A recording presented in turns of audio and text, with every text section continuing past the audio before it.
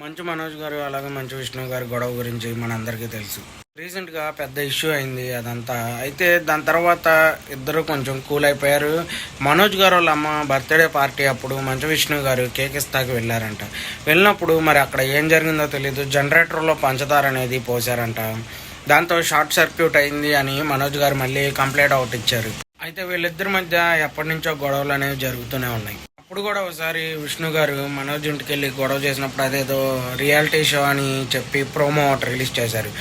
అయితే ఈ గొడవ ఎక్కడి నుంచి స్టార్ట్ అయింది, మోహన్ బాబు గారి స్కూళ్ళు కాలేజీలు, అక్కడి నుంచి గొడవ అనేది స్టార్ట్ అవుతూ వచ్చింది. తర్వాత మనోజ్ గారి పైన అటాక్ అనేది జరిగిందని చెప్పారు. అలాగే మోహన్ బాబు గారు కూడా తన పైన అటాక్ జరిగింది, అది మనోజే చేయించారు అని చెప్పారు. కానీ మనోజ్ గారు చెప్పడం మాత్రం ఎవరో కొంతమంది గుర్తు తెలియని వ్యక్తులు వచ్చి దాడి చేశారు, అలాగే తన ఇంట్లో ఉన్న సీసీటీవీ కూడా తీసుకెళ్లిపోయారు అని చెప్పారు.